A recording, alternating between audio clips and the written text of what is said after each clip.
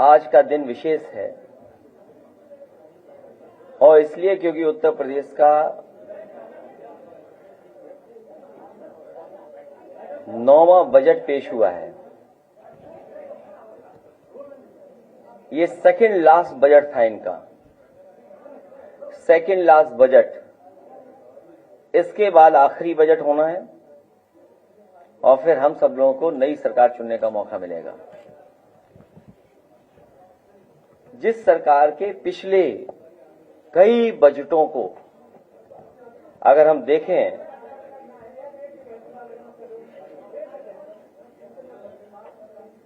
तो ये जो बजट हैं इनके घोषणा पत्र से कोई तालमेल नहीं बनता इनका। इस बजट का और इससे पहले बजटों का कोई फोकस नहीं रहा। बिना विजन के बजट आए हैं। कोई रोड मैप तैयार नहीं था सरकार का कि किस दिशा में हम लोगों को उत्तर प्रदेश को ले जाना है और कोई क्लैरिटी नहीं है बजटों में कि हम किसान या जो बेसिक चीजें हैं, लोगों की जरूरतें हैं, उनको कैसे किया जाए। हर बार बजट आता है और सरकार यही कहती है कि उत्तर प्रदेश का सबसे बड़ा बजट है। ये लैंग्वेज, ये टर्म हर सरकार हर बजट के लिए इस्तेमाल कर सकती है, क्योंकि जो भी बजट होगा वो पिछले बजट से बड़ा बजट होगा। तो ये बात कहना कि सबसे बड़ा बजट पेश हो रहा है, ये सोचने की बात है। ये बजट नहीं, बड़ा ढोल है। ये बजट नहीं, बड़ा ढोल है जिसमें आवाज तो बहुत है पर अंदर से खाली है। ये बजट खोखला है। ये बजट खोखला है। इस बजट का झोला खाली है। जनता को लग रहा है बजट आया ही नहीं है। वो पूछ रही है कि प्रवचन तो आया गया। जनता सोच रही है कि बजट आया ही नहीं। वो पूछ रही है प्रवचन तो आ गया, बजट कब आएगा। बजट देख करके किसानों की उम्मीद का खेत सूख गया है। बजट देख करके महिलाओं के माथे पर घर चलाने की चिंता की लकीरें और बढ़ गई हैं। बजट देख करके बेरोजगारों की आंखों के आगे अंधेरा छा गया है। बजट देख करके व्यापारी, कारोबारी और दुकानदारों पर मंदी की मार और गहरा गई है। जो वहां मेज पीट रहे थे, बजट देख करके भाजपा के मंत्री और विधायकों के गले सूख गए हैं, क्योंकि अपने विभागों और विधानसभाओं में तो उन्हें ही महंगाई, बेरोजगारी का सामना करना पड़ेगा। उन्हें गुस्से का भी सामना करना पड़ेगा, क्योंकि अंतोगत्वा विधायक, मंत्री को ही जनता को फेस करना है। वो महंगाई का जवाब क्या देंगे, बेकारी का जवाब क्या देंगे। और जो बजट लगातार 9 पेश किए हैं सरकार ने, उसके बाद जो बेरोजगारी और बेकारी से जूझ रहे हैं उनके लिए जवाब क्या है। बजट देख करके बुनकरों का ताना माना रुक गया है और हथकरघे खामोश हो गए हैं।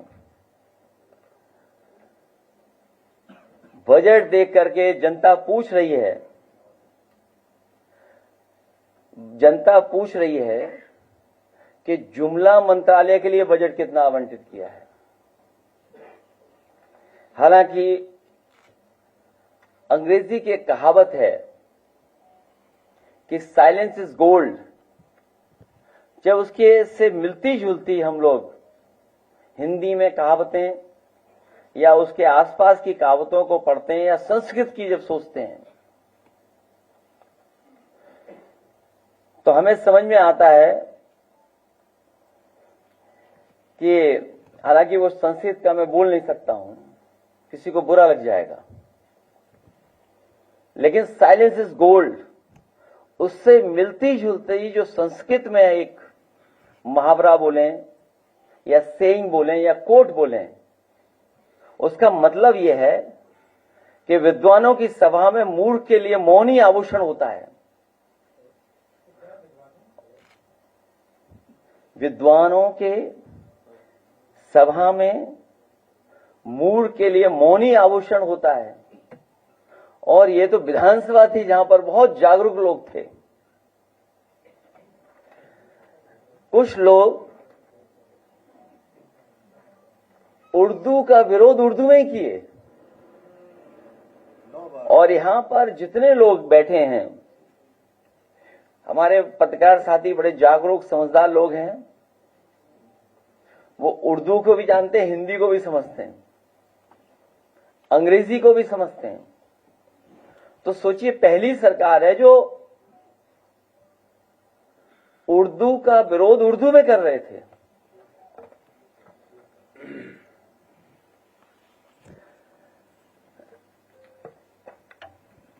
उनसे पूछिए, हालांकि भाषण में उन्होंने कई बार उर्दू के शब्दों का इस्तेमाल किया है, 9 बार, 9 टाइम्स बोले। जो उर्दू के शब्द उन्होंने बोले, बदनाम, बख्शा नहीं जाएगा, पैदा, गुनहगार, मौत, तमाम, हादसा, जान, हसीन, जुआन, बस्ती, तबके, पायदान, अगर, बाद, बच्चों आदि, सरकार, अंदर, दुनिया। क्या ये उर्दू शब्द नहीं है?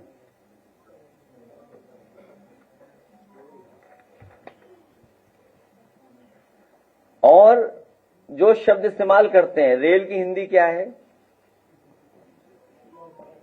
इंजन की हिंदी क्या है, स्टीयरिंग व्हील की हिंदी क्या है, क्लच की हिंदी क्या है, गियर की हिंदी क्या है, गियर, हैंडल, प्लेटफॉर्म, इनकी हिंदी क्या है, cricket, station, internet, software, laptop, pension, metro, expressway. आज भी कई बार शब्द इस्तेमाल हुआ होगा, expressway, appeal, magistrate, police, battery, bat, SIM, mobile, shampoo, screen, shirt, लूट, कार।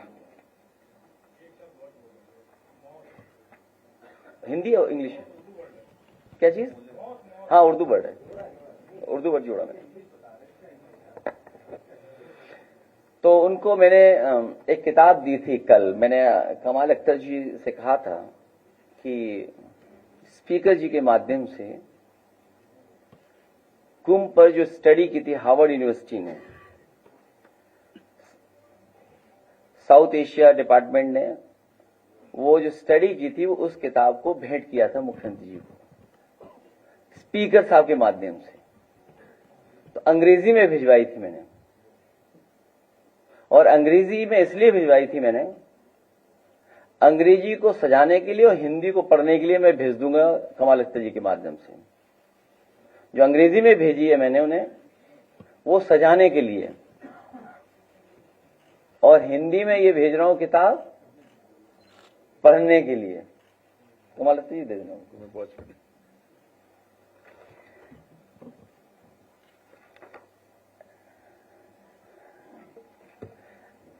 क्योंकि 9वां बजट था इनका, यूपी नंबर 1 के लिए भाजपा का संकल्प पत्र, और उनके संकल्प अगले 5 वर्षों में किसानों को सिंचाई के लिए मुफ्त बिजली उपलब्ध कराएंगे। ये पहला उनका संकल्प था। कितने बजट पेश हो चुके हैं? 9। पहला घोषणा पत्र का पहला है उनका शब्द ये। दूसरा वो कहते हैं कि हम 25,000 करोड़ की लागत के साथ सरदार वल्लभ भाई पटेल एग्रो इंफ्रास्ट्रक्चर मिशन बनाकर के प्रदेश भर के किसानों की मदद करने का काम करेंगे। कितने पैसे इकट्ठे करना चाहते हैं ये लोग इंफ्रास्ट्रक्चर फंड में, एग्रीकल्चर इंफ्रास्ट्रक्चर फंड में? 25,000 करोड़ रुपया, और 9 बजट इनके चले गए हैं। 1,000 करोड़ कह रहे हैं भामाशाह भाव स्थिरता कोष को बनाएंगे, जिसमें आलू, टमाटर, प्याज जैसे सभी फसलों का न्यूनतम मूल्य सुनिश्चित करेंगे। 1,000 करोड़ किसके लिए? भामाशाह योजना लाकर के जो हमारी सब्जियां या अन्य फसलें, मान लीजिए बुंदेलखंड में हमारे मूंगफली हो रही है, या बुंदेलखंड में हमारे तिल की पैदावार है, सरसों की पैदावार है, या उत्तर प्रदेश के अन्य क्षेत्रों में टमाटर है, कैप्सिकम है, अन्य फसलें हैं, उसके लिए मदद करने के लिए किसान के लिए 1,000 करोड़ रुपए का इंतजाम करेंगे। हमारा बुंदेलखंड का किसान बर्बाद हो गया, मूंगफली उसकी खरीदी नहीं गई। अगले 5 वर्षों में सरकार द्वारा न्यूनतम समर्थन मूल्य दिया जाएगा फसलों का। आप में से जानते होंगे कहां फसलों का न्यूनतम दाम मिलेगा? जो हमारे सरकार, जो समाजवादी सरकार में मंडियां बनी थी, उन मंडियों को अगर चौपट किसी ने किया तो इस सरकार ने चौपट कर दिया। कोई भी नई मंडी नहीं बनी है एक भी, जहां किसान जाकर के अपनी एमएसपी ले सके। ऐसे तमाम उनके वो बिंदु हैं जो घोषणा पत्र में शामिल थे, और 9 बजट के बाद भी हम देख रहे हैं। वहीं इन्होंने कहा कि हम गन्ना किसानों का अगर 14 दिन में भुगतान नहीं होगा तो हम उसमें इंटरेस्ट देकर के उनका भुगतान कराने का काम करेंगे। पहले दिन से ये सरकार कहती है कि हमने इतना पेमेंट किया है, इतना भुगतान किया है, एक बकाया नहीं बताते हैं, और दूसरा क्या कीमत बढ़ाई है गन्ने की, कितना रेट बढ़ाया गन्ने का, आज तक सरकार नहीं बता रही है। हमारे विधायक तमाम बैठे हमारे साथ, उसी गन्ना क्षेत्र से आते हैं, पंकज मलिक बैठे हैं, अभी सहारनपुर में होकर के आया हूं, वहां भी कई महत्वपूर्ण किसान नेताओं से मैं मिला, पत्रकार साथियों से मैं मिला, और उनसे जानकारी ली है। पूरे उत्तर प्रदेश के किसान चाहते थे गन्ने की कीमत बढ़े। सोचिए, डबल इंजन की सरकार ने, दोनों बजटों ने ऐसा डबल ब्लंडर किया है कि किसानों की गन्ने की कीमत नहीं बढ़ा पाए, गन्ने की कीमत रेट नहीं बढ़ा पाए, और 14 दिन तो भूल जाइए आप।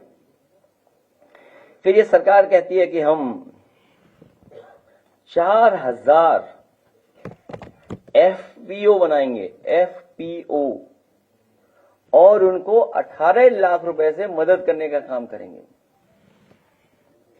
कितने रुपए? उन्हें 18 लाख तक की वित्तीय सहायता प्रदान की जाएगी एफपीओ को। सरकार बताए कितने एफपीओ की मदद की है? प्रदेश में 6 मेगा फूड पार्क विकसित किए जाएंगे। ये डबल ब्लेंडर सरकार ने अगर एक भी मेगा फूड पार्क विकसित किया हो तो सरकार बताए। मेगा फूड पार्क, और मुझे याद है उस समय की सरकार से मिलकर के, उस समय की दिल्ली की सरकार ने उत्तर प्रदेश में कई फूड पार्क के लिए, प्रोसेसिंग के लिए योजनाएं लागू की थी, जिसमें मुझे याद है एक कन्नौज और दूसरा बस्ती में। लेकिन सरकार ने पता नहीं क्या रुख अपनाया है कि अभी तक वो चालू नहीं हो पाए। सेंटर ऑफ एक्सीलेंस बनाया इजराइल गवर्नमेंट के साथ मिलकर के, और कई एक्सपर्ट साइंटिस्ट उसमें थे शामिल, जहां पर किसानों को कैप्सिकम, टमाटर या ग्रीन हाउस में तैयार कर करके किसानों को उपलब्ध कराते थे, जिससे किसानों की आय बढ़ सके, उनकी पैदावार अच्छी हो। सरकार आते ही बजट नहीं दिए जा रहे कहीं भी। कोई भी एक्सीलेंस सेंटर बनाया, उसमें कहीं भी कोई बजट का इंतजाम नहीं है, ना साइंटिस्ट को बुलाया जा रहा है। फिर ये कहां से आय दोगुनी कर देंगे? जो लोग सशक्त नारी की बात कर रहे हैं, जिन्होंने कहा कि यूपीपीएससी में हम महिलाओं की संख्या दुगनी कर देंगे सरकारी नौकरियों में। इनके घोषणा पत्र में है कि पीएससी में हम लोग दुगनी कर देंगे। आज बताएं कितनी दुगनी हो गई है? 500 करोड़ की लागत से state talent search and development scheme शुरू करेंगे। कहो तो ये मुख्यमंत्री जी पढ़ भी ना पाए।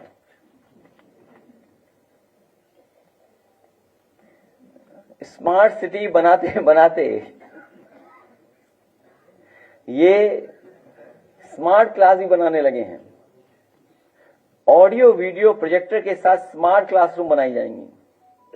Computer lab, cyber lab, art room निर्माण की जाएंगे।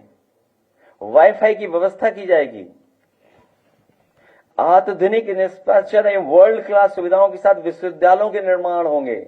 आज ही मैं अखबार पढ़ रहा था कि लखनऊ यूनिवर्सिटी रो रही है कि उसे बजट मिल जाए। सोचिए क्या लिखते हैं अपने घोषणा पत्र में कि आधुनिक इंफ्रास्ट्रक्चर एवं वर्ल्ड क्लास सुविधाओं के साथ विश्वविद्यालय बनाएंगे। जो आपके नाक के नीचे है विश्वविद्यालय, वो फंड के लिए रो रहा है। और बाकी यूनिवर्सिटी कॉलेजेस का क्या हाल होगा वो आप बेहतर समझते होंगे। स्वस्थ प्रदेश बनाएंगे, इसके लिए हम एड लास्ट में एक दिखाएंगे आपको। पूरा मेडिकल डिपार्टमेंट को इलाज की जरूरत है। स्वास्थ्य विभाग को, पूरे स्वास्थ्य विभाग को इलाज की जरूरत है।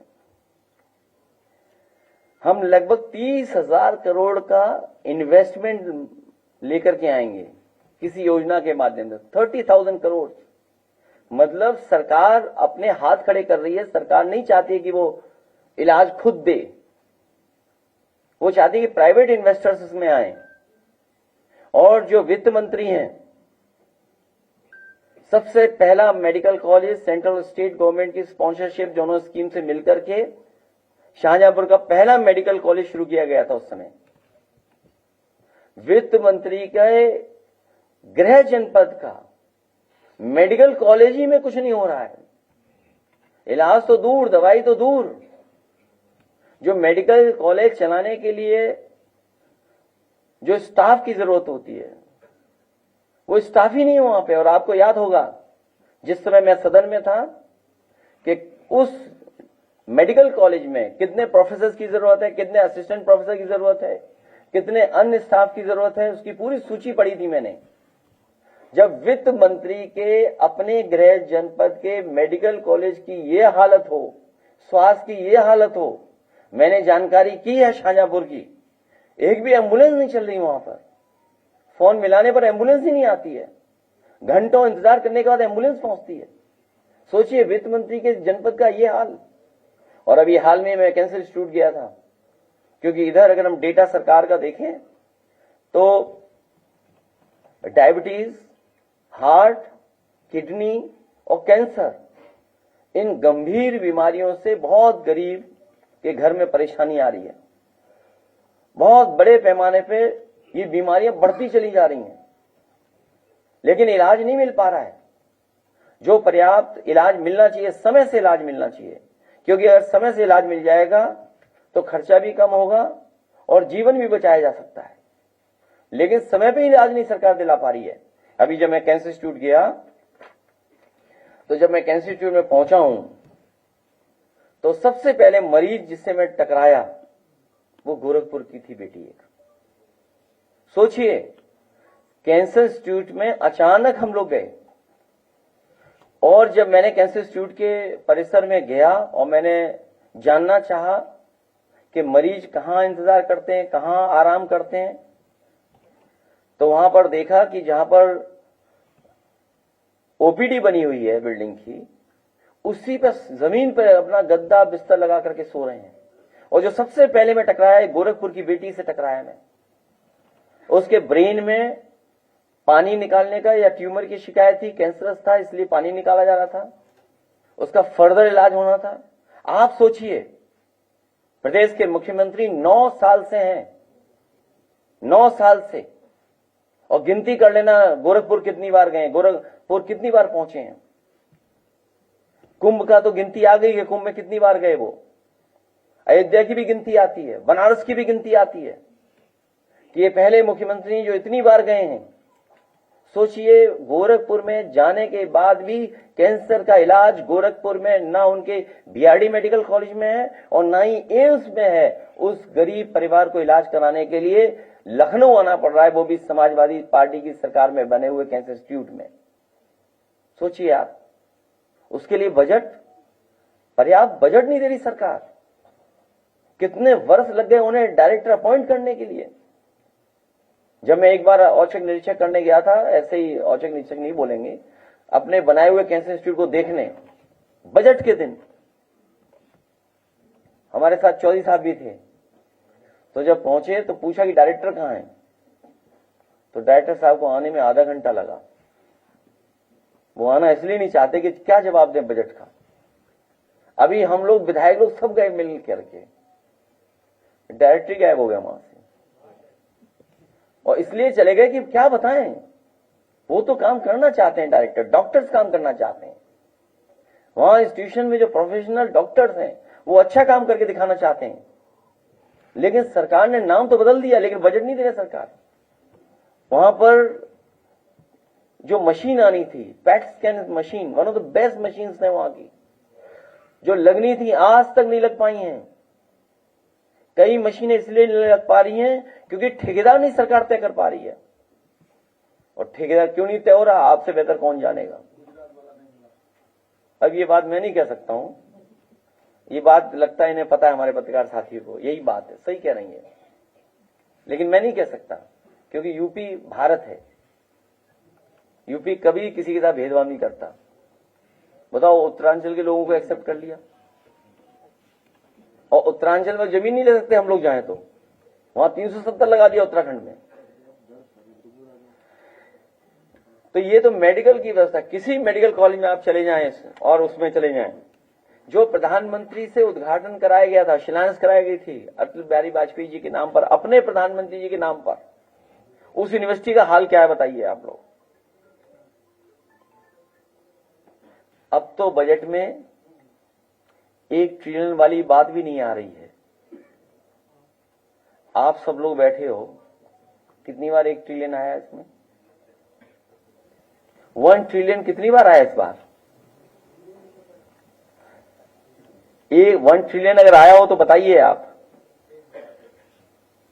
और वो 1 ट्रिलियन तो पा ही नहीं सकती है सरकार, जिस गति से ये ग्रोथ रेट हो रही है इसमें, कभी नहीं पहुंच सकते वहां तक। क्या और बताएं इनका, सब धोखा ही धोखा है। इन्हें केवल बजट देना चाहिए था अपना जुमला मंत्रालय के लिए। और बजट की पहली लाइन, मतलब सेकंड लाइन जो लिखते हैं बजट की, हम लोग क्या गलत बोल रहे थे? अगर आप बजट की सेकंड लाइन पढ़ेंगे आप, और उस बजट की सेकंड लाइन में लिखा गया है कि हम सभी जानते हैं कि महाकुंभ, हालांकि वर्ड महाकुंभ कहीं नहीं हमारे वेदों में नहीं है, 144 वर्षों में आता है। तो हम क्या गलत बोल रहे थे बताइए आप? हम लोग भी तो ये बात कह रहे थे कि हर कुंभ 144 वर्ष बाद आता है। हर कुंभ 144 वर्ष बाद ही आएगा। क्या गलत कह रहे हैं? जो बात हम लोग कह रहे थे वो आपने लिख दी अपने बजट के स्पीच में, और इनकी बजट स्पीच बिना उर्दू के पूरी नहीं हुई। लगता है वित्त मंत्री ने बजट गोपनीयता बनाने के लिए मुख्यमंत्री जी को भी नहीं दिखाया। अगर मुख्यमंत्री जी को दिखा दिया होता तो शायद वित्त मंत्री ये शेर नहीं पढ़ पाते कि जिस दिन से चला हूं मेरी मंजिल पे नजर है।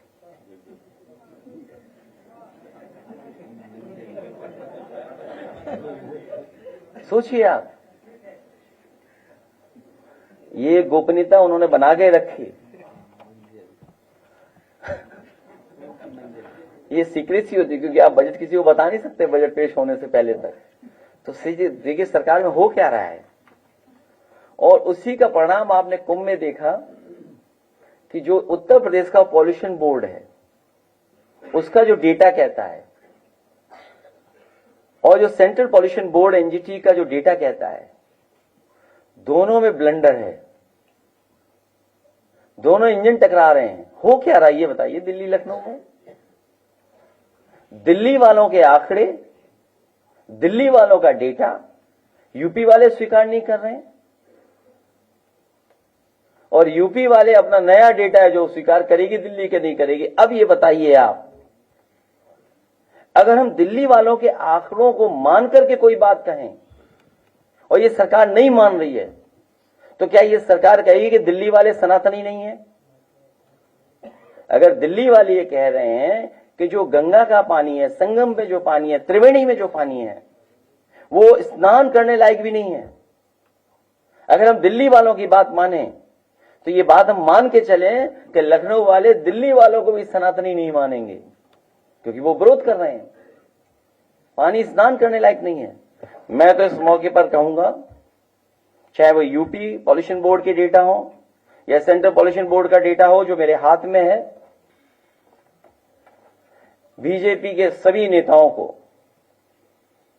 सिंटेक्स टंकी भर के दी जाए, उनके घरों पे पहुंचाया जाए विशेष गाड़ी से, जिससे वो अपना खाना बनाएं उसी पानी से, स्नान करें और जब समय आए तब पीते भी रहें दवाई के रूप में। क्या ये स्वीकार करेगी भारतीय जनता पार्टी? अगर ये नहीं कर रहे हैं, अगर संगम का पानी नहीं स्वीकार कर रहे हैं खाना बनाने के लिए जो भर के आएगा वहां से, और स्नान पीने का काम, और मैं तो कहूं कमाल अख्तर जी एक बोतल में भर करके वहीं रख देना उस सदन में, जब पी के दिखाओ। सोचिए, क्योंकि मुख्यमंत्री जी को पता ही नहीं है वो बैक्टीरिया आता कहां से है, वो बैक्टीरिया आता कहां से है। वो बैक्टीरिया गंदगी से आता है। हमारे मुख्यमंत्री को बीओडी, सीओडी, डिसॉल्व ऑक्सीजन कुछ नहीं पता है। अगर पता होता तो शायद इस भाषा का इस्तेमाल नहीं करते जो भाषा का इस्तेमाल कर रहे हैं वो सदन में। और कभी कभी क्या होता है कि आदमी अपने नेचुरल उसमें चला जाता है, वो उनका नेचुरल फ्लो था। पहले एएनआई ने एक बार दिखाया था नेचुरल फ्लो उनका।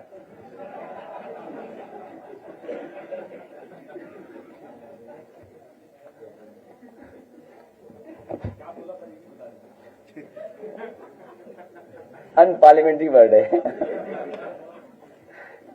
अनपार्लियामेंट्री वर्ड है। जीरो टॉलरेंस क्राइम में जो इनका भेदभाव है, और कुछ ही लोगों पे भरोसा कर करके उन्हीं से सब काम लेना, उन्हीं से सब काम करवाना, उसका परिणाम क्या है कि हाईएस्ट लेवल का करप्शन है पुलिस विभाग में। अभी तक का हाईएस्ट लेवल का करप्शन है, और अपने कुछ लोगों को खुश करने के लिए कुछ लोगों पर कार्रवाई लगातार हाईएस्ट लेवल पर करप्शन है। और उसका उदाहरण कई हैं। पुलिस विभाग का इतना करप्शन उत्तर प्रदेश के लोगों ने कभी नहीं देखा होगा जितना हो रहा है, और हर तरह का करप्शन है। जितने तरह के करप्शन होते हैं हर तरह का करप्शन पुलिस विभाग में है। और उसका परिणाम क्या है? आज Uttar Pradesh crime against women में नंबर 1 है, क्राइम अगेंस्ट वुमेन में नंबर 1 है। क्राइम अगेंस्ट एससी एसटी बहुत से प्रदेशों को हम पीछे छोड़ गए, और कस्टोडियल डेथ में हम न जाने कहां हैं। और ये सरकार संविधान की बाबा साहब भीमराव अंबेडकर जी का जो आर्टिकल 21 है, जो आर्टिकल 21 कहता है, उसकी भी सरकार परवाह नहीं कर रही है। क्योंकि कई बार ये लोग बैलेंस करने के लिए भी जान ले लेते हैं। अगर किसी की जान ले ली, उंगली उठ गई, तो उन्हें बैलेंस करना है तो अपने आदमी को भी वो मार देंगे। सोचिए आप, आर्टिकल 21 संविधान का बाबा साहब का, कि आप जान नहीं ले सकते किसी की। और कस्टोडियल डेथ में हम कहां पहुंच गए? Cyber crime. साइबर क्राइम में भी हम लोग न जाने कहां हैं। एक पिछले दिनों हमने सदन में भी कहा था, लेकिन खुल के बात नहीं कही थी। आप लोगों ने देखा होगा बहुत सारे अखबारों में वो विज्ञापन आया था कि वो जेल के अंदर एक गधा बंद है। सभी अखबारों में बड़े फ्रंट पे आया था। हमें तो यही नहीं समझ में आया गधा कौन है। एक विज्ञापन अखबारों में आया जिसमें जेल के अंदर एक गधा दिखाया गया। हमें यही नहीं समझ में आया गधा किसको कह रही सरकार ये। और जब हमने उस पर ट्वीट कर दिया, एक्स पे लिख दिया, उसके बाद से वो एड भी आना बंद हो गया। थाने का करप्शन आपको याद होगा। एक थाना बलिया का, उसकी आमदनी क्या थी? प्रतिदिन जाने कितनी इनकम थी प्रतिदिन उसकी? 25 लाख रुपए थे।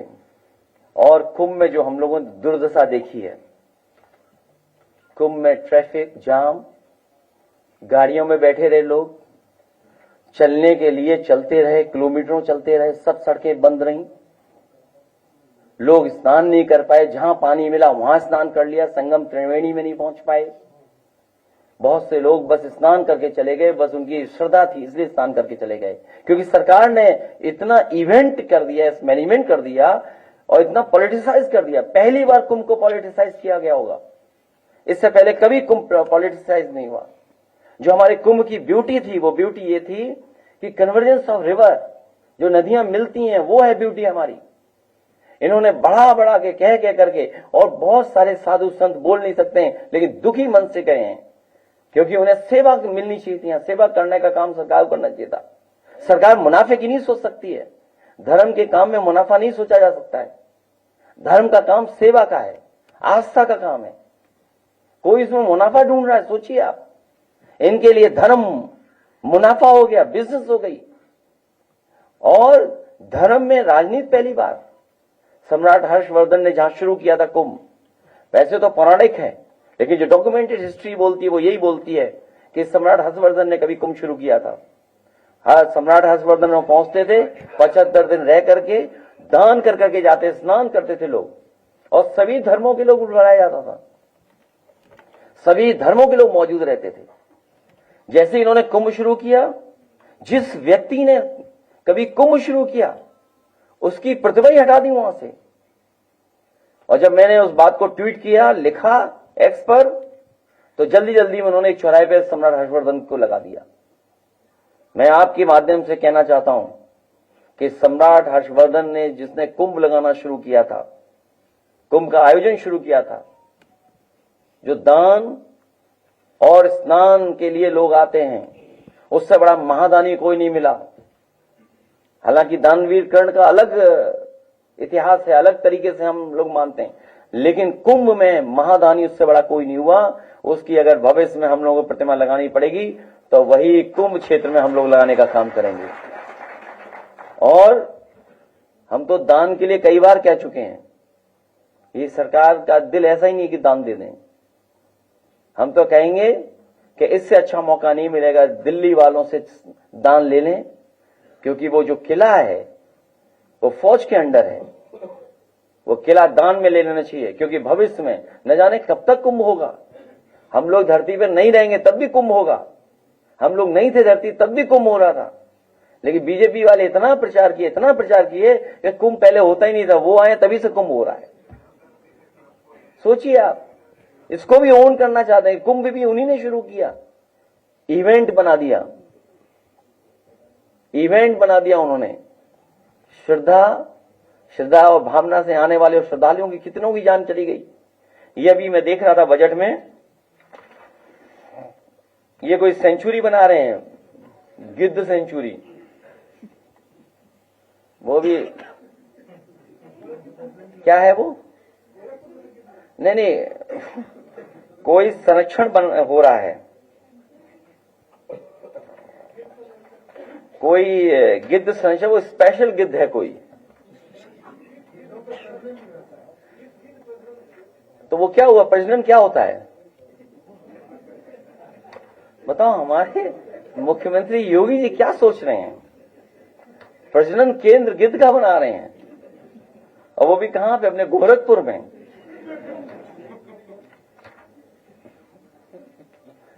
गोरखपुर में बना रहे हैं।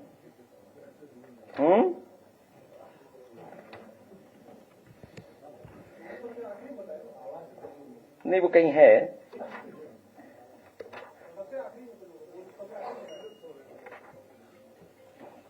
तो कहीं और भी बनाया जा सकता था। हालांकि वो आप समझ गए।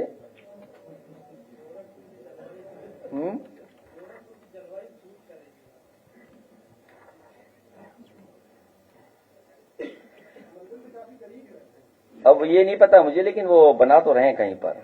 ये आ गया, अच्छा ठीक है, हो जाने दो। खैर एनीवे, तो ये जो बनाया जा रहा है इनका, तो बनाए हमें कोई आपत्ति नहीं उसे बनाने में। गोरखपुर में बनाए हमें कोई आपत्ति नहीं है, पर गोरखपुर में मेट्रो नहीं दे पा रहे हैं। और अभी बजट में आया है कि 1000 करोड़ रुपए दे रहे हैं वो जो अर्बन एरिया में बाढ़ आ जाती है उसके लिए। अरे भाई इतना क्यों शर्मा रहे हो?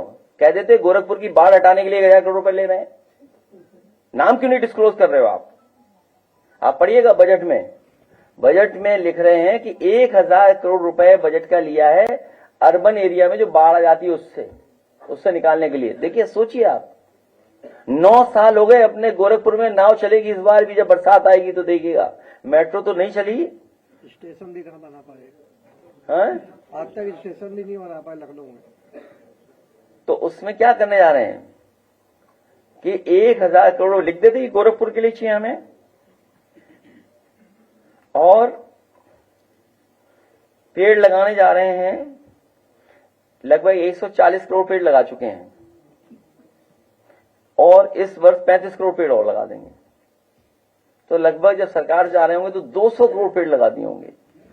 वो मैंने मैथमेटिक्स कई बार बताई आपको कि जिस समय समाजवादी सरकार थी तो 1000 एकड़ में 1,24,000 पेड़ लगे थे। 1000 एकड़ में किसी भी फॉरेस्ट के अधिकारी से आप पूछ लेना, उस समय का कोई अधिकारी रहा हो, तो 1000 एकड़ में 1,24,000 पेड़ लगाए गए थे, ग्रीन बेल्ट तैयार की गई थी। तो सोचिए 200 करोड़ पेड़ के लिए वो जगह कहां है जहां पेड़ लगे हैं।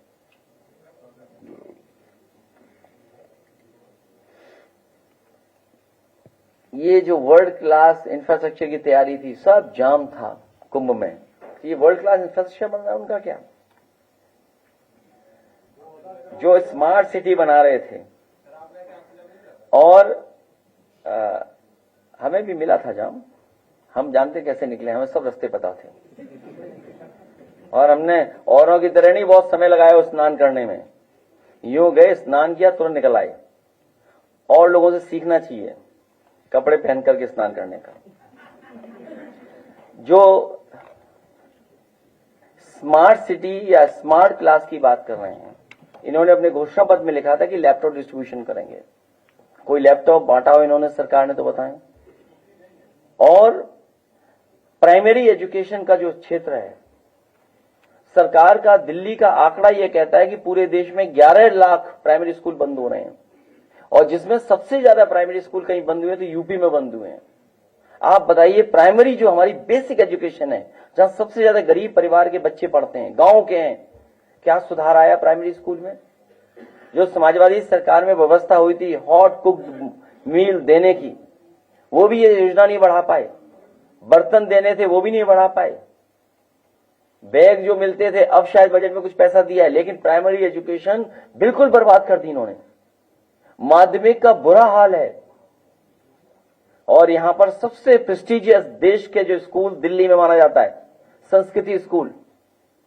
संस्कृति स्कूल यहां बनाया था, आज भी खंडर है। वहां पहला प्रिंसिपल वही बनी थी, एक लेडी, यहां की जो जिलाधिकारी थी उनकी पत्नी बनी थी। पहले ही प्रिंसिपल वो बनी थी। कुछ दिन चला, उसका चला ही नहीं वो स्कूल। उसका स्कूल वैसे क्या वैसा है। इन्होंने कहा कि दूध के लिए बहुत बढ़ावा देंगे, एक भी नया प्लांट नहीं लगाया बड़ा। आप लोग गए थे प्लांट देखने, दोनों लखनऊ के, पराग और अमूल का, जो दोनों वर्ल्ड क्लास मिल्क के प्रोसेसिंग यूनिट लगी हैं, जो किसानों को सीधा सीधा लाभ पहुंचाते हैं। बड़े पैमाने पे पैसा डिस्ट्रीब्यूशन होता है उनके लिए। अगर यही हम बढ़ा ले गए होते और अगर हम क्रॉप्स को एमएसपी दे गए होते तो हमारे किसानों की आय दोगुनी हो गई होती। ये सरकार क्या करी, हमने आय दोगुनी कर दी। कहां आय दोगुनी हो गई? ये सरकार कह रही कि हमारी पर कैपिटा इनकम ये है। हाँ, पर कैपिटा इनकम नंबर 2 पर है आपकी। पर कैपिटा इनकम नंबर 2 है, लेकिन नीचे से नंबर 2 है, ऊपर से नंबर 2 नहीं है। आप देख लीजिए आंकड़े। इसलिए क्या और बोला जाए इनके बारे में। इन्हें अपने जुमला मंत्रालय के लिए कुछ बड़े दे देना चाहिए और बढ़ा करके। मैं अपने प्रेस के साथियों का बहुत धन्यवाद देता हूं।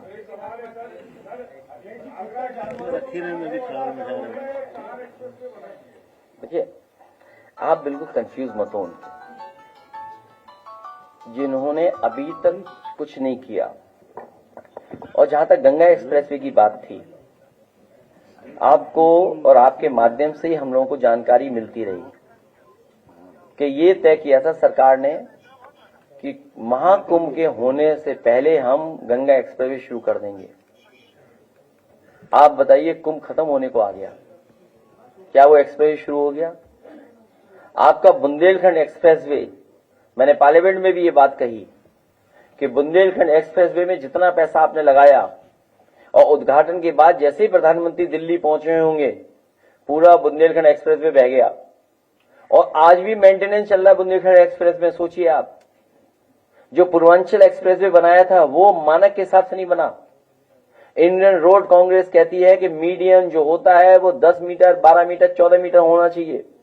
पता नहीं किसने भारत सरकार को पत्र लिखा, उत्तर प्रदेश सरकार जो परमिशन ले ली, मीडियन काट दिया उसका, केवल इसलिए सेफ्टी से खिलवाड़ की जिससे बजट कम हो जाए। और आप उछलते जाइए बुंदेलखंड में, उछलते जाइए पूर्वांचल एक्सप्रेसवे में, और मुख्यमंत्री जी ने अपना खुद का एक्सप्रेसवे नहीं बना पाए। पहले तो सुनने में आ रहा था 6,000 करोड़ का बनेगा, और अब वो 7,000 करोड़ का बन गया। 7,000 करोड़ का। हालांकि वो बात या कहने की नहीं है, लेकिन बात कह भी देनी चाहिए। अमूमन क्या होता है, जब कोई ठेकेदार को नया ठेका मिलता है तो अगर छोटा ठेका मिलता है तो मोटरसाइकिल खरीद के ले आता है, अगर बड़ा ठेका मिले तो वो गाड़ी ले आएगा, और बड़ा मिले तो स्कॉर्पियो ले आए, और बड़ा मिले तो फॉर्च्यूनर ले आए। लेकिन बीजेपी के ठेकेदार तो हवाई जहाज ले आते हैं। सोचिए आप, अगर ये बात गलत हो तो बता दो आप। ये बातें मुझे कहनी नहीं चाहिए थी, लेकिन कहना पड़ रहा है। सोचिए आप, तो क्या उम्मीद करोगे बुंदेलखंड एक्सप्रेस कैसा बनेगा, पूर्वांचल कैसा बनेगा? और गोरखपुर लिंक जो 22 में शुरू हो जाना चाहिए था, 24 हो गया, 25 हो गया। ये किसका फंड, किसके रिसोर्सेज बर्बाद हो रहे हैं? ये आम जनता के रिसोर्सेज बर्बाद हो रहे हैं। और मैंने दिल्ली के बजट में और उत्तर प्रदेश के सदन में ये बात कई बार कही, और फिर कहता हूं, फिर दोहराता हूं कि उत्तर प्रदेश ने प्रधानमंत्री बनाए हैं तीसरी बार। क्या कारण है कि दिल्ली की सरकार ने कोई भी एक्सप्रेसवे उत्तर प्रदेश को अपने बजट का नहीं दिया? महाराष्ट्र को मिल रहा है, राजस्थान को मिल रहा है, गुजरात को मिल रहा है, अन्य स्टेटों को मिल रहा है दिल्ली के बजट का एक्सप्रेसवे। लेकिन यूपी जैसा बड़ा स्टेट जो देश की इकोनॉमी को बेहतर कर सकता है, एक भी एक्सप्रेसवे दिल्ली के बजट से क्यों नहीं मिल रहा, ये बताइए आप। और अगर दिल्ली के बजट से मिला होता तो हमारी यूपी का बजट बचता, उससे हम किसान की, नौजवान की, महिलाओं की और उत्तर प्रदेश के दूसरे कार्यों में विकास के लिए लगा देते। ये कारण क्या है? ये जितने भी एक्सप्रेसवे बनाए जा रहे हैं, ये सब कागज पे बनाए जा रहे हैं। मुख्यमंत्री से कहिए हिंदी में नाम ढूंढ के लाएं उसका, एक्सप्रेस अंग्रेजी इस्तेमाल न करें उसके लिए, अंग्रेजी इस्तेमाल न करें उसके लिए। और ये जितने एक्सप्रेसवे हैं ये सब घाटे के हो गए, क्योंकि आपने कहा चित्रकूट तक, चित्रकूट पहुंचे नहीं एक्सप्रेसवे, पहले ही छूट गया। तो अगर आप उसको आगे तक जोड़ेंगे, अब रीवा तक जोड़ रहे हैं, ये हमारी पार्टी का सुझाव था। और हरिद्वार तक हमने कहा कि आपका ये बुंदेलखंड एक्सप्रेसवे है, अगर ये हरिद्वार जुड़ जाए तो धार्मिक नगरी से उत्तर प्रदेश के लोग आराम से और आसानी से जा सकेंगे। आपको याद होगा जिस समय बस शुरू हुई थी नेपाल से, जहां से सीता मां आती हैं, नहीं, अरे जनकपुर से अयोध्या के लिए बस यात्रा शुरू थी, याद होगा। आप पता करो बस चल भी रही कि नहीं चल रही है। मैंने कहा नेपाल से जोड़ने के लिए अयोध्या को सड़क क्यों नहीं बनी? लाखों लोग आए श्रद्धालु, और लाखों हमेशा आएंगे, क्यों नहीं आएंगे? क्यों नहीं आएंगे? ये सोचते इन्हीं के समर्थक गए, हमारे समर्थक भी गए। ऐसा नहीं है कि उन्हीं के गए, बोला बीजेपी के गए। अरे बीजेपी का थोड़ी है, श्रद्धालु है, वो बीजेपी का नहीं है। और आपकी इंफ्रास्ट्रक्चर की पोल खुल गई, लोगों की जान चली गई दर्शन करने से पहले श्रद्धालुओं की। उनकी मदद सरकार क्यों नहीं कर रही है? यहां गिर रहे शेर हमने बढ़ा दिए, 100 से कुछ 200 कर दिए शेर, टाइगर। लेकिन इन्हें गिनती अभी तक समझ में नहीं आ रही कि जान जाने वालों की गिनती कितनी है, जो भगदड़ में मरे, और भगदड़ कितनी हुई है ये भी सरकार नहीं बता पा रही है। न जाने कितनी भगदड़ हुई है। जितनी बार मुख्यमंत्री गए हैं उतनी बार ही कुंभ में आग लगी है, पता कर लेना आप। जितनी बार मुख्यमंत्री जी गए हैं उतनी बार ही कुंभ में आग लगी है। और सुनने में आया कि बैलून में भी आग लगी, वो पता नहीं जिंदा बचे थे कि मर गए। बैलून। और जो श्रद्धालु गए, कुछ लोगों की रास्ते में जान चली गई। श्रद्धालु गए, स्नान करके लौटे, जान चली गई। कुछ पहुंच भी नहीं पाए जब जान चली गई। बताओ उनकी मदद सरकार करेगी कि नहीं करेगी? और गिनती नहीं बता पा रहे हैं। और मैं आपको जानकारी दे दूं, आप भी अखबार पलट रहा, जिस समय एसटीएफ को जांच दी गई तो एसटीएफ ने कहा षड्यंत्र है और साजिश है, इसकी पोल खोली जाएगी। उस समय कहा उन्होंने कि हमने त्रिवेणी न्यूज पे, संगम न्यूज पे कहा 16,000 नेटवर्क से मोबाइल पता किए हैं। अगर हमने 16,000 नेटवर्क पे मोबाइल पता किए तो मान लीजिए 32,000 लोग थे, 32 नहीं 50,000 लोग रहे होंगे, 50,000 लोग रहे होंगे। और आप गिनती कितनी बता रहे हो भाई? आप ही कह रहे हो, हम नहीं कह रहे हैं, आप ही आंकड़े हम पेश कर रहे हैं। आपने कहा 16,000 नेटवर्क में थे उस समय लोग साजिश करते समय, और आपने कहा ये डिजिटल कुंभ होगा। आपके सीसीटीवी क्यों बंद हो गए? वो सीसीटीवी की रिकॉर्डिंग कहां है जिस समय भगदड़ मची थी? सीसीटीवी क्या थे? आप कह देंगे वो तार कट गए थे, बिजली नहीं थी इसलिए टूट गए थे तार, रिकॉर्डिंग ही नहीं की कैमरे ने। और ड्रोन क्या कर रहे थे आप चंद्रमा तक पहुंचना चाहते हो, लेकिन जमीन पे क्या हो रहा है वो दिखाई नहीं दे रहा आपको। ड्रोन कितने थे सोचिए आप, कहां गए ड्रोन आपके? और पिछली बार के पता करना, जो सीएजी रिपोर्ट कहती है कि ड्रोन फर्जी थे, नकली ड्रोन थे, नकली ड्रोन उड़ाए थे, पिछले सीएजी की रिपोर्ट में कहा गया। तो अभी तो जब और जांच होगी तो आपको पता लगा क्या किया इन्होंने कुंभ में।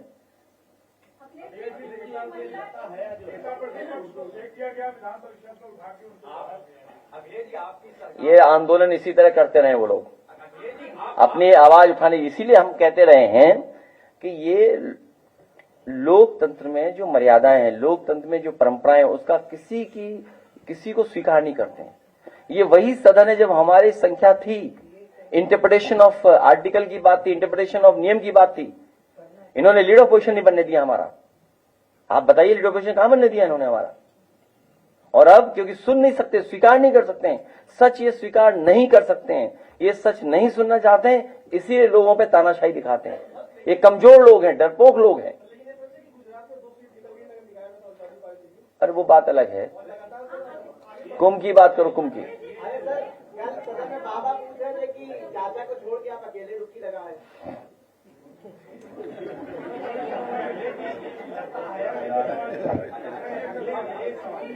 नहीं, उन्हें देखो, हमारे चाचा की बहुत चिंता रहती है उन्हें। अरे रुक जाओ ना भाई, उन्हें चाचा की चिंता रहती है। अच्छा हुआ उनके संग डिप्टी सीएम दो नहीं गए, वो डुबकी के बाद निकलने ही नहीं देते उन्हें। दोनों हाथ पकड़ करके ऐसी डुबकी लगाते हैं, ऐसी डुबकी लगाते हैं, और नहीं मानते हैं, ले जाओ दोनों डिप्टी सीएम को दोबारा डुबकी लगवाने संघ में, अगर डुबकी के बाद बाहर निकलने दें आपको।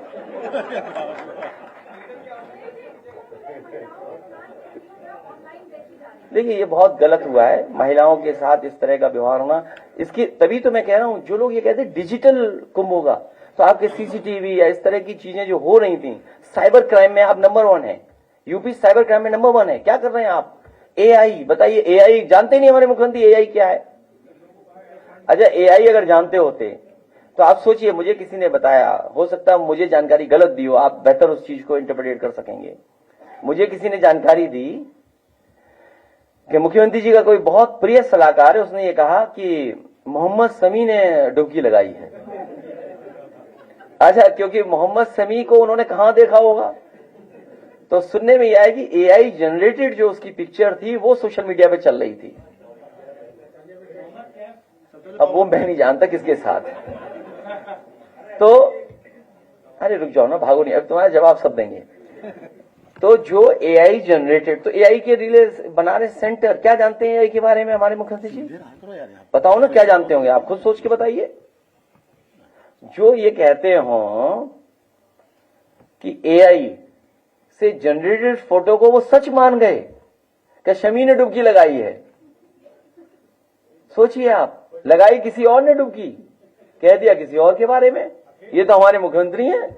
सवाल ये है कि छुट्टा जानवरों का मुद्दा उत्तर प्रदेश में बहुत बड़ा है और छुट्टा जानवरों के लिए इस बजट में 2000 करोड़ रुपए का प्रावधान किया गया है। तो क्या लगता है कि ये छुट्टा जानवर तभी हटेंगे जब इस सरकार हट जाएगी।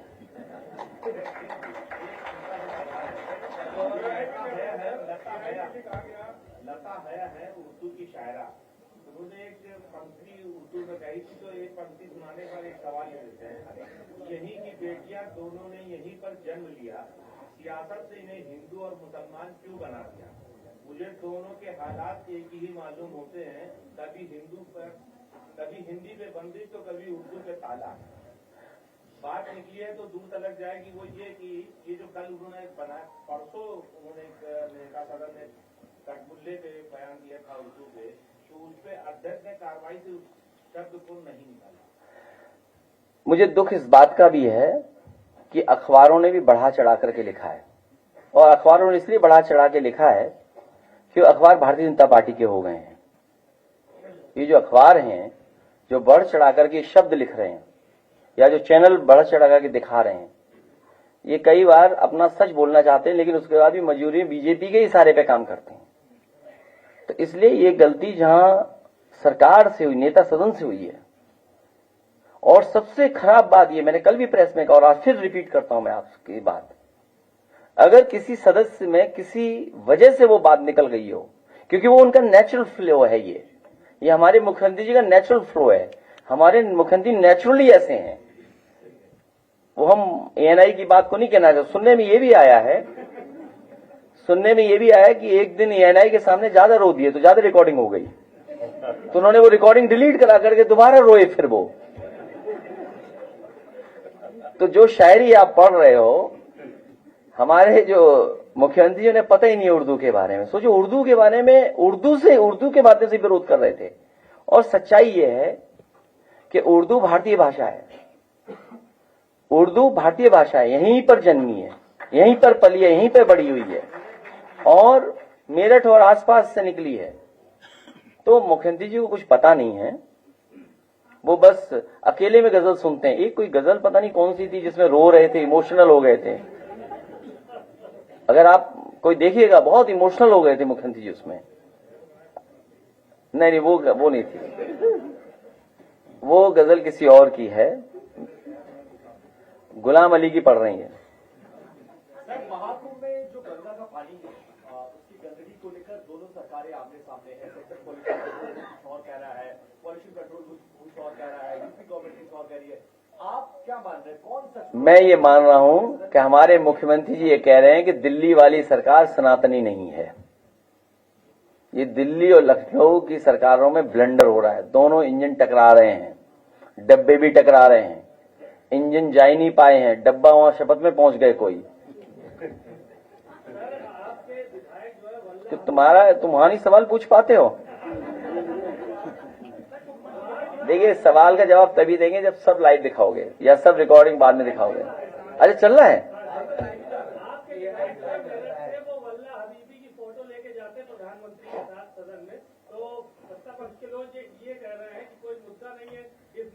नहीं, देखिए, ये सरकार अगर इन्वेस्टमेंट चाहती है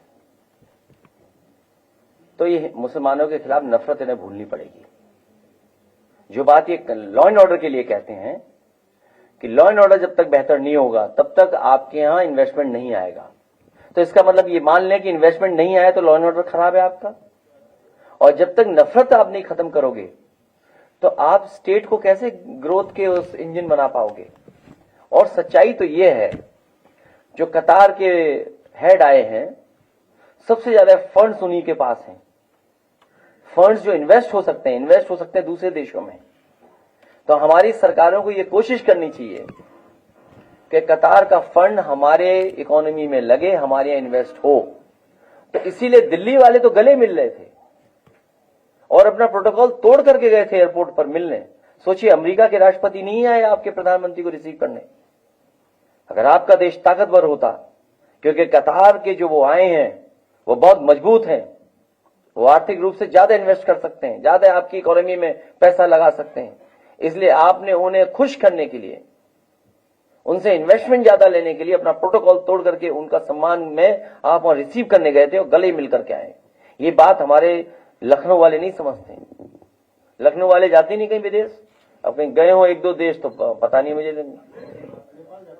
नहीं और किसी देश में गए हो तो पता नहीं, लेकिन गए हैं। पर्यावरण संरक्षण को लेकर के पूरी दुनिया चिंतित है, आप भी इसमें डिग्री ले हुए हैं। सरकार ने बजट में पर्यावरण संरक्षण और जलवायु परिवर्तन से क्या चिंतित है, आप लोग सर क्या भूमिका निभा रहे हैं? ये इंटेलेक्चुअल्स के लिए और आम लोगों के लिए बहुत इंपॉर्टेंट सवाल है। दुनिया के जितने भी स्टेट हेड्स हैं समय समय पे बैठ करके इस बात पे चिंता करते हैं कि जो क्लाइमेट चेंज हो रहा है, ग्लोबल वार्मिंग हो रही है या इन्वायरमेंटल इश्यूज हैं, इनको एड्रेस किया जाए। और एड्रेस करना इसलिए जरूरी है कि हम आने वाली पीढ़ी को कैसी जमीन देके जाएंगे, आने वाली पीढ़ी को हम नदियां कैसी देके जाएंगे, आने वाली पीढ़ी को हम हवा कैसी देके जाएंगे, आने वाली पीढ़ी को हम कितना साफ सुथरा दे करके जाएंगे। ये चिंता का विषय है और इस पे सरकार और जनता को मिलकर के काम करना पड़ेगा। समाजवादी लोगों ने कोशिश की थी कि एनवायरमेंट की दृष्टि से भी हम अच्छा काम करें और उसको कई जगह हम लोगों ने जगह जगह पे इंप्लीमेंट करने की कोशिश की। जैसे ग्रीन कवर हम लोगों ने बढ़ाया, या जिस तरीके से प्लांटेशन करते थे हम लोग, जिस तरह सबसे बड़ी बात थी कि ये जो आपकी नदी साफ करने का जो फैसला था, मैं आज भी कहता हूं कि जो गोमती रिवर फ्रंट में मॉडल अपनाया गया है, यही गंगा एक्शन प्लान का सबसे पहला और महत्वपूर्ण पॉइंट था कि कोई भी गंदा नाला पानी का नहीं जुड़े नदियों से, और अगर पानी जुड़े तो साफ होकर के जुड़े आफ्टर द ट्रीटमेंट। वो हम लोगों ने कोशिश की गोमती में, लेकिन इस सरकार ने बर्बाद कर दिया उसको भी। और जो नमामि गंगा या गंगा सफाई या नदियों सफाई के लिए पैसा जो इस बजट में है, कई हजार करोड़ है, ये पैसा नदियों को साफ करने के लिए नहीं है। ये पैसा इसलिए कि बजट में रख दिया, इसको पैसे को साफ कर देंगे, नदियां नहीं साफ होंगी।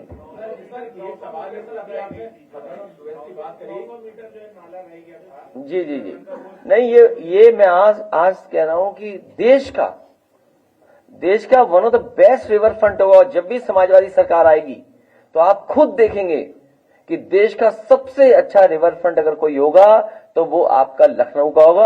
और यही मॉडल दूसरी जगह अगर अपनाया जाएगा और लागू किया जाएगा तो वहां भी नदियां साफ सुथरी बहेंगी। अभी आपने यूएस की बात करी, यूएस के प्रेसिडेंट डोनाल्ड ट्रंप ने कहा कि हम इंडिया को $21 मिलियन क्यों दें, 21 के 27 $21 मिलियन। और यहाँ के टैरिफ का भी जिक्र किया जबकि 3 दिन पहले $21 मिलियन कोई खास अमाउंट नहीं है, बहुत बड़ा अमाउंट नहीं है। नहीं, एक मिनट इनकी बात खत्म कर दें। वो $21 मिलियन कोई बड़ा अमाउंट नहीं है, लेकिन सुनने में आ रहा है जिस शक्ति से वो बात कर रहे हैं या जो हथकड़ियां बेड़ियां से हमारे लोग वापस आ रहे हैं, ये बहुत बड़ा सवाल है। और तब बड़ा सवाल तब बन जाता है जब हम 87 रुपए लेकर के जाएंगे, तब आपको ₹1 अमेरिका का मिलेगा। ये बड़ा सवाल है कि जब आप 87 रुपया लेकर के जाओगे तब आपको अमेरिका का $1 मिलेगा। और सोचिए कब ये सरकार क्या कहती थी जब डॉलर की कीमत क्या थी। सरकार ने जिन गंभीर बीमारियों में 5 लाख रुपए दिए जाते थे प्रदेश में, जहां कैंसर इंस्टीट्यूट में हो गया है, वर्तमान सरकार ने उसको 1.5 लाख रुपए कर दिया है। क्या इसमें इलाज हो सकता है? सरकार से इस पे हम एक ऐड भी दिखाएंगे आपको, वो हमारी पार्टी ने एक ऐड बनाया, वो दिखाएंगे आखिरी में। अरे रुक जाओ ना, ये जो बीमारी वाला सवाल आपने उठाया है, जो नेताजी का पक्ष था और जो समाजवादियों की सोच है और जिस पर समाजवादी पार्टी ने काम भी किया और करके भी दिखाया। समाजवादी पार्टी का मानना है कि कोई भी गरीब अस्पताल जाएगा उसे न कोई कार्ड दिखाना पड़े, न कोई पैसे के लिए उसे मांग की जाए। एक बार पर्चा बन जाए तो उसका पूरा का पूरा इलाज फ्री होना चाहिए, उस गरीब को कोई परेशानी नहीं होनी चाहिए। और वो मॉडल नेताजी ने आपके लोहिया इंस्टीट्यूट में शुरू कर दिया था, लोहिया आपके मेडिकल कॉलेज में, और सैफी का एक्ट जो बना था, और उसी एक्ट के तहत हम लोग कैंसर इंस्टीट्यूट बनाना चाहते थे। भविष्य में भी हम उत्तर प्रदेश की जनता को कहना चाहेंगे और बताना चाहेंगे कि गरीब का इलाज फ्री होना चाहिए और पूरा का पूरा पैसा सरकार को देना चाहिए।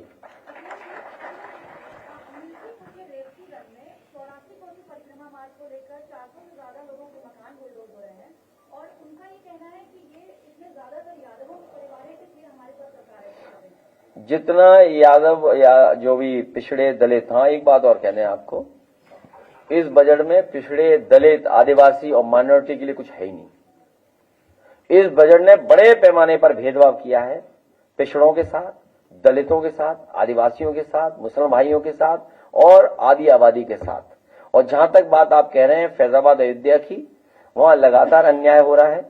हम लोगों ने पहले भी कहा, फिर कहते हैं कि सरकार वही अच्छी होती है जो सर्किल रेट का बढ़ा करके, क्योंकि अयोध्या जैसी जगह पर आप जमीन ले रहे हैं, अयोध्या वासी कभी ऐसा नहीं सोच सकते कि जमीन विकास के लिए न दें।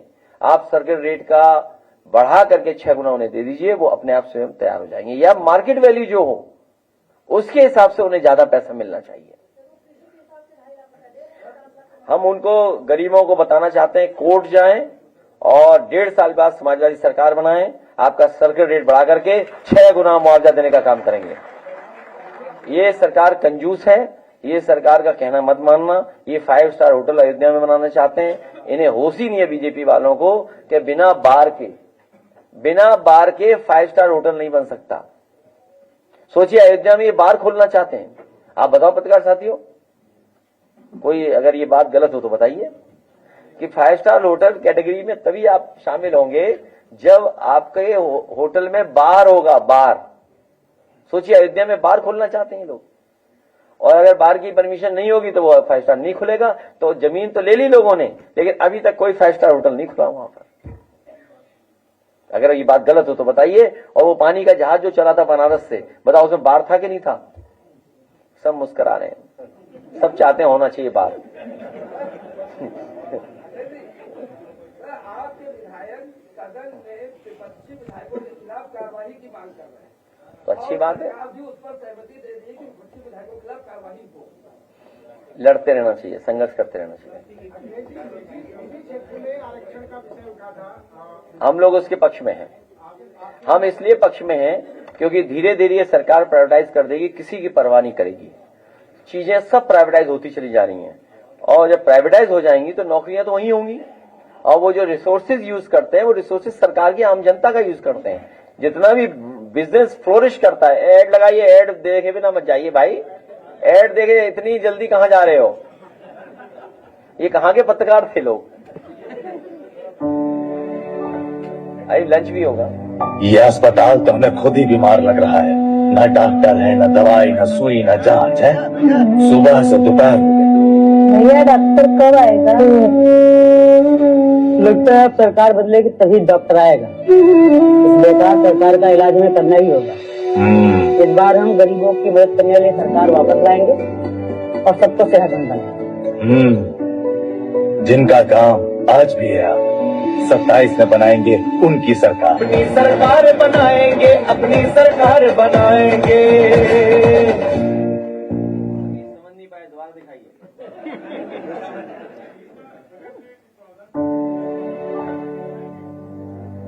ये अस्पताल तो हमें खुद ही बीमार लग रहा है। न डॉक्टर है, न दवाई, न सुई, न जांच है। सुबह से दोपहर हो गई। भैया डॉक्टर कब आएगा? लगता है अब सरकार बदलेगी तभी डॉक्टर आएगा। इस बेकार सरकार का इलाज में करना ही होगा।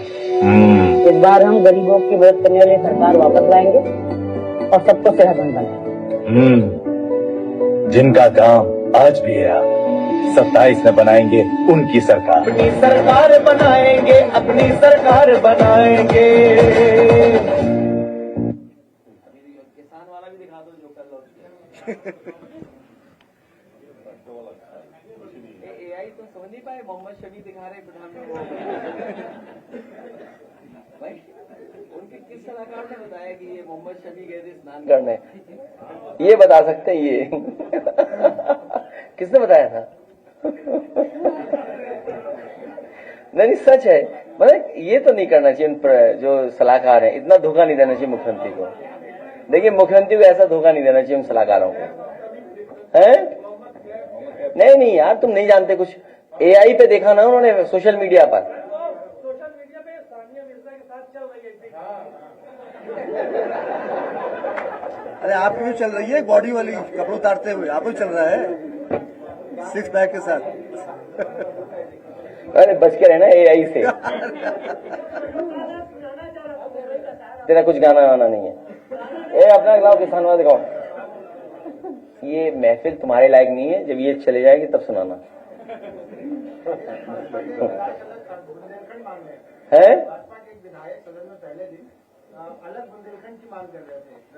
देखिए मैं अपने विधायकों को अभी थोड़ी देर पहले कह रहा था, ये उर्दू वाला सवाल जो उठाया वो जानबूझ के उठाया, जिससे बेरोजगारी, महंगाई, इन्वेस्टमेंट पे बात ना हो। जो इन्वेस्टमेंट की इन्होंने बात कही थी 40 लाख करोड़ की, आप बताइए इन्वेस्टमेंट कहाँ आया है? और वेबसाइट पे क्यों नहीं है? वो वेबसाइट पे दिखाना चाहिए ना कि 40 लाख करोड़ का ये इन्वेस्टमेंट आ गया। इनकी वेबसाइट ही बंद है, आप चेक करिए वेबसाइट में है कि नहीं है। तो ये जानबूझ करके उससे ध्यान हटाने के लिए ये बात कर रहे हैं वो, क्योंकि हमारा वोटर इमोशनल है, हमें बोलना पड़ रहा है उसके पक्ष में, और हमारे सब मुद्दे दब गए।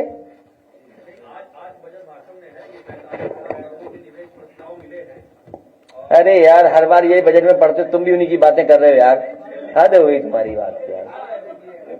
अरे भाई एमओयू और जमीन पर फर्क नहीं, वेबसाइट चेक करो जरा, गूगल करके चेक करो वेबसाइट कहाँ है। नहीं भाई अभी क्या ऐसा है, जो बजट में जो लिखा जा रहा है, जो एमओयू, ये कहते हैं कि इन्वेस्टमेंट मीट हुई, और इन्वेस्टमेंट मीट के बाद हमने ये एमओयू साइन किए, प्रस्तावित हैं, जितने भी एक्सप्रेस वे प्रस्तावित हैं, बने नहीं है। मेट्रो प्रस्तावित है, एआई प्रस्तावित है, अभी तक तुम प्रस्तावित ही रखोगे। इन्होंने लिखा है 15 लाख करोड़ के निवेश प्रस्ताव जमीन पर उतारे गए। कहाँ उतरे हैं? वेबसाइट पे दिखा दो। 60 लाख नौकरियों के अवसर सृजित हुए। तो इन्हें जब नौकरी की बात आई तो सबसे पहले इन्होंने नौकरी किस में कही? वो जो मनरेगा की नौकरी बताई इन्होंने सबसे पहले। बताइए, जब नौकरी की बात शुरू की बजट में तो सबसे पहले मनरेगा की नौकरी बताई। वो नौकरी नहीं है, गरीबों का रोजगार है, मजदूरी है वो। और मैं आपसे कहना चाहता हूं कि भाई वेबसाइट खोलो ना। आप वेबसाइट पे क्यों नहीं ट्रांसपेरेंसी रख रहे हो आज के जमाने में? कहिए कि ये इन्वेस्टमेंट आया, यहां पहुंचा है। किसके अंदर? मंत्री ने पिछले महीने कहा था इन्वेस्टर नहीं आ रहा, हम क्या करें? अरे कोई आएगा ही नहीं, इनकी भाषा सुन करके हवाई जहाज बाप पे पकड़ के चला जाएगा। अरे कोई भी नहीं आएगा इनकी भाषा सुन करके, और कतार वाले भी चले होंगे वापस, 1 रुपया नहीं दिए होंगे।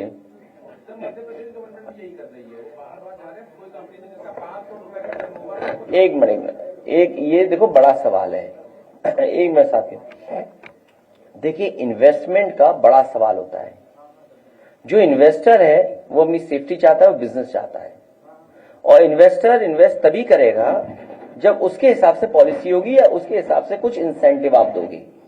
उदाहरण के लिए आज एचसीएल में 15,000 लोग काम कर रहे हैं, डायरेक्ट इनडायरेक्ट 15,000 से ज्यादा लोगों को जॉब मिला है, और ये आप चेक करके आइए, फैक्ट बता रहा हूं मैं आपको।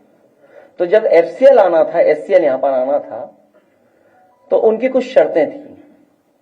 उन शर्तों को सरकार के माध्यम से हमने पूरा किया, और उसका परिणाम यह हुआ कि लखनऊ में देश की और दुनिया की सबसे प्रेस्टिजियस कंपनी यहां पर आ गई और 15,000 लोगों को नौकरी डायरेक्ट इनडायरेक्ट दे रही है। इसी तरह सैमसंग जब सैमसंग का प्रस्ताव आया, जो उनके ऑफिसर्स थे, जब मेरी बातचीत हुई उनसे, तो उस समय तमिलनाडु में मुख्यमंत्री जयललिता जी थी और उनकी कुछ शर्तें थीं और उन पे ऑप्शन दोनों थे कि वो चेन्नई में इन्वेस्ट करें कि यहां पर इन्वेस्ट करें। तो उन्होंने जो बातें कही उसको सरकार ने स्वीकार किया। उसका परिणाम यह हुआ कि सैमसंग का एक्सपेंशन का प्लांट उत्तर प्रदेश में लग गया और ये सरकार उनके खिलाफ चली गई थी कोर्ट। आप पता करिए कोर्ट गई थी कि नहीं गई थी। उन्हें कोर्ट में जाकर के जो इंसेंटिव से तब पाए वो लोग, और मुझे लगता है इंसेंटिव देने के लिए भी सरकार ने अपनी जेब में इंसेंटिव रख लिया हुआ कुछ, जैसे थाना की कमाई है ना वैसे ही। सर कहा जा रहा है कि जिस तरीके से तो इसलिए मैं आपसे कह रहा हूं कि अगर आपने 40 लाख करोड़ के एमओयू किए हैं तो उसको वेबसाइट में डाल दीजिए। ये लीडर ऑपोजिशन है, ये भी सदन में सीनियर मेंबर है, हम लोग देख लें कहां आया इन्वेस्टमेंट। अगर सिद्धार्थनगर में कोई इन्वेस्टमेंट आया तो बता दो, बताओ। ये लीडर ऑपोजिशन, इनका कोई इन्वेस्टमेंट नहीं आई, इंडस्ट्री बताइए कहीं आई है? अच्छा, दूसरा, बीजेपी वाले ये जान गए, बीजेपी वालों के सगे नहीं है। इधर कुछ दिनों के छापों से ये पता लग गया है कि बीजेपी वाले ये अंदर ही अंदर कह रहे हैं और बात कर रहे हैं कि बीजेपी अब हमारी भी सगी नहीं बची। एक सरिया वाले थे, बहुत बीजेपी की मदद करते थे। हमें कानपुर के लोगों ने बताया, जब मैं वहां कानपुर गया तो मैंने कहा इस छापा पड़ा है, जरा इसके छापा के खिलाफ बोल दें। तो हमारे लोगों ने कहा मत बोलिए, ये बीजेपी का आदमी है। तो उसके छापा पड़ा, आप पता करिए छापा पड़ा कि नहीं पड़ा। और फिर हम दूसरी बार कानपुर गए तो उन्होंने कहा गुटखा वालों के समर्थन में बोल दीजिए। तो हमने कहा हम नहीं बोलेंगे गुटखा वालों के समर्थन में, ये सब भाजपा मित्र हैं। तो बताओ, स्टेट जीएसटी की पुलिस लगी थी, हर गुटके वाले के नहीं लगी थी, और कई गुटके वाले छोड़ के चले गए हैं। हाँ, तो छोड़ के चले गए कुछ लोग। और आपको और बता दें, दिल्ली लखनऊ के झगड़े में बताओ गोरखपुर में छापा पड़ा था कि नहीं पड़ा था छापा? आप पता करिए आप।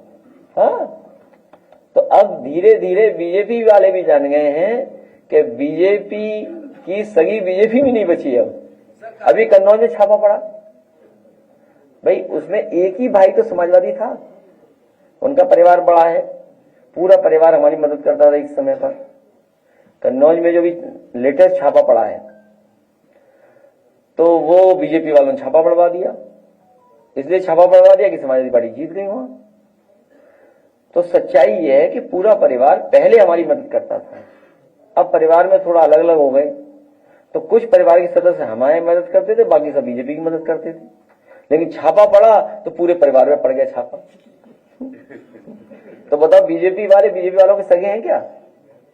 सर कहा जा रहा है कि जिस तरीके से यूपी के अंदर केशव प्रसाद मौर्य जी हैं, वैसे तुम इनसे भी सवाल पूछो, हम थक गए बहुत यार।